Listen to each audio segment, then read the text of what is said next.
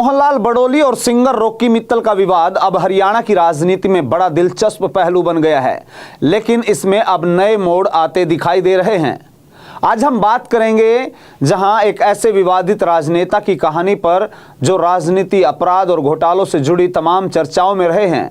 यह कहानी है सोनीपत के चर्चित कारोबारी, कभी जेजेपी कभी भाजपा का हिस्सा रहे अमित बिंदल की, जिसका नाम इस वक्त एक गैंग रेप मामले में उछल रहा है। क्या ये सियासी चालबाज है या फिर बाबा बिंदल की छवि में कोई नई कहानी बनाने जा रहे हैं? आइए जानते हैं उनके जीवन के कुछ पहलुओं पर हम आपको लेकर के चलते हैं। नमस्कार, आप देख रहे हैं सिटी तहलका। मैं हूं आपके साथ जितेंद्र अहलावत। अमित बिंदल सोनीपत के एटलस रोड निवासी, राजनीति में अपनी किस्मत आजमाने से पहले कारोबार में नाम कमा चुके थे। जी हां, हम बात कर रहे हैं बाबा बिंदल की। उन्होंने 2019 में जेजेपी से सोनीपत विधानसभा सीट पर चुनाव लड़ा, लेकिन महज 782 वोटों से वो हार गए। हालांकि इसके उनके राजनीतिक हौसलों में कोई कमी या फर्क नहीं पड़ा। उन्होंने पार्टी में अपना जहां पकड़ बनाए रखने के लिए तमाम कोशिशें की और 2021 में जेजेपी के शहरी अध्यक्ष के तौर पर नई शुरुआत की, लेकिन पार्टी में लोगों को जोड़ने में नाकाम रहने के बाद उन्हें पद से हटा दिया गया। इससे नाराज होकर उन्होंने जेजेपी से रिश्ता तोड़ लिया और 2022 में बिंदल ने भाजपा का दामन थाम लिया। फिर से अपनी राजनीतिक यात्रा उन्होंने शुरू की, लेकिन उनका लक्ष्य बड़ा था। 2024 के लोकसभा चुनाव में टिकट की लड़ाई वो लड़ रहे थे। इस दौरान उन्होंने एक बेहद दिलचस्प तरीका अपनाया। सिर मुंडवाकर भगवा वस्त्र पहनने के बाद बाबा बिंदल की छवि फिर से उभरने लगी, ताकि पार्टी नेताओं का ध्यान आकर्षित वो कर सके। लेकिन फिर से टिकट नहीं मिला। उन्होंने भाजपा के कार्यक्रमों में से भी अपने आप को गायब कर लिया। इसके बाद बिंदल ने अपनी जिंदगी को और शानदार बना लिया। सुरक्षा गार्ड, बाउंसर, कई गाड़ियों का काफिला उनके हर कदम के साथ चलने लगा।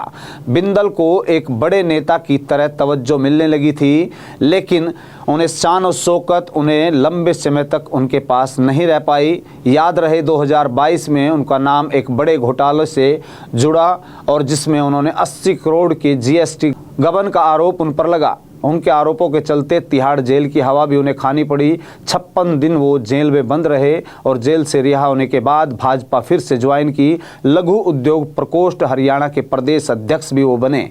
अब बिंदल का नाम एक गंभीर गैंग रेप मामले में सामने आ रहा है, जिसमें भाजपा प्रदेश अध्यक्ष मोहनलाल बड़ोली और सिंगर रॉकी मित्तल पर भी आरोप गंभीर लगाए गए हैं। यह मामला दर्ज हुआ है और इसके बाद बिंदल के कनेक्शन पर भी सवाल उठ रहे हैं।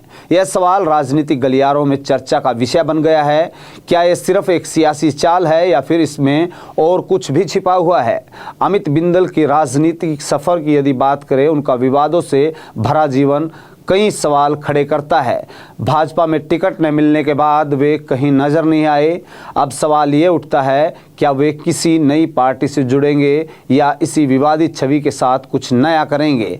बहरहाल हम आपको बता दें कि जिस तरीके से मोहनलाल बड़ोली और सिंगर रॉकी मित्तल का विवाद जहां हरियाणा की राजनीति में एक बड़ा दिलचस्प मोड़ ले चुका है, जिसमें अब नया मोड़ लेने के बाद नया ट्विस्ट जो इसमें आया है, वो बाबा बिंदल इसमें फिर से सम्मिलित किए गए हैं।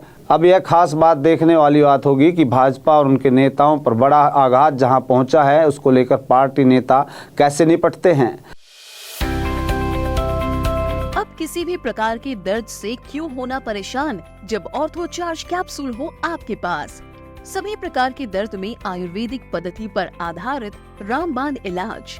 कबीर औषधालय का ऑर्थो चार्ज ऑयल, कैप्सूल और सिरप आपको देता है तुरंत आराम। अनेक प्रकार के दर्द जैसे sciatica, spondylitis, rheumatic pain, arthritis, lumbar pain, सभी दर्द को दूर करने का रामबाण इलाज। 100% आयुर्वेदिक जड़ी बूटियों से बनाया गया ऑर्थो चार्ज कैप्सूल और ऑयल एक बार प्रयोग में अवश्य लाएं। अधिक जानकारी के लिए संपर्क करें।